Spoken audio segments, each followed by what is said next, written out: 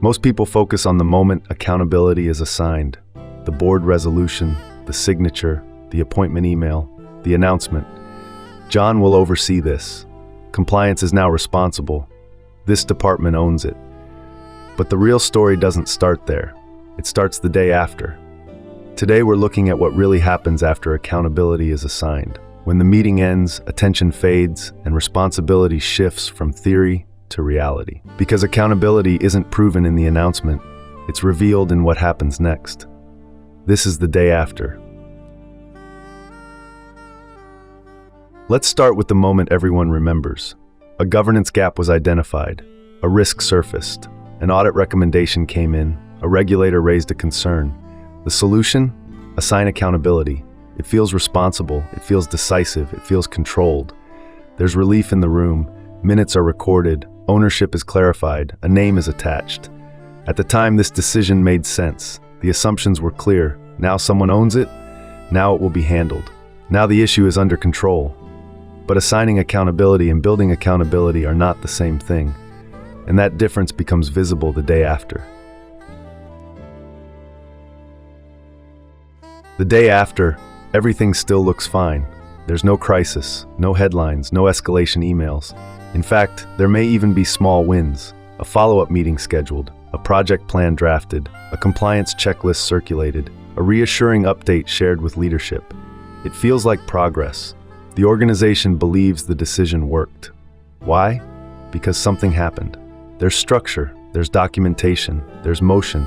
But motion isn't the same as momentum, and structure isn't the same as accountability culture.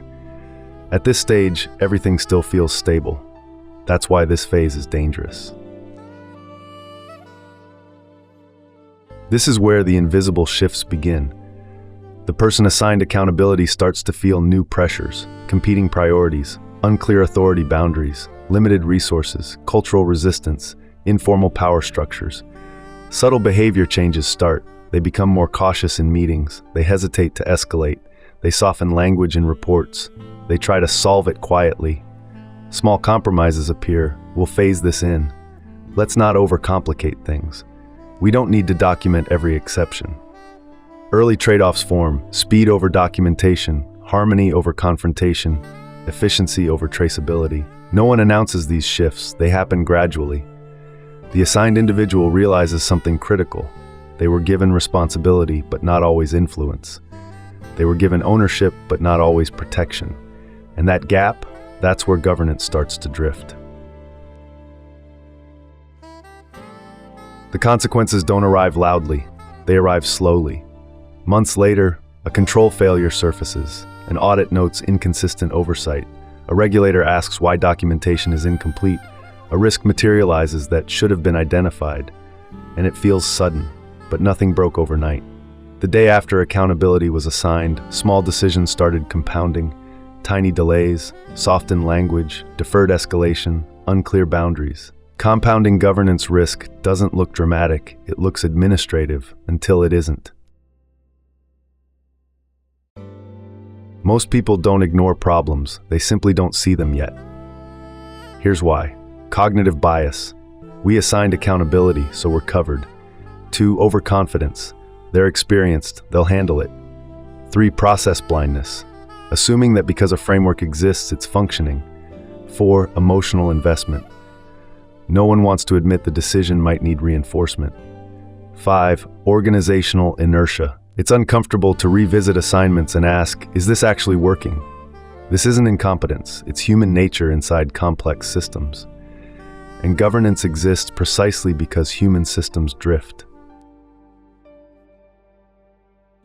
Experienced governance professionals don't judge accountability by the moment it's assigned. They watch what happens after. They ask, does the person have real authority? Is escalation safe? Are incentives aligned? Is documentation improving? Are behaviors changing or just reporting?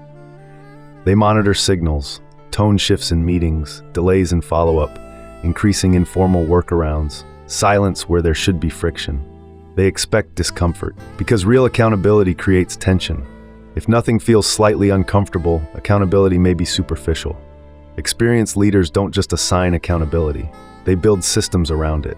Clear mandates, escalation pathways, protection from retaliation, independent oversight, life cycle monitoring. Accountability is not a person, it's an environment. The lesson isn't don't assign accountability. The lesson is plan for the day after. One mindset shift. Don't ask, who owns this? Ask, what happens to this decision 90 days from now? One framing principle. Every accountability assignment should include a review trigger, not because you expect failure, but because drift is normal. One long-term question. If pressure increases, does this structure get stronger or weaker? That's governance thinking. That's maturity. That's sustainability.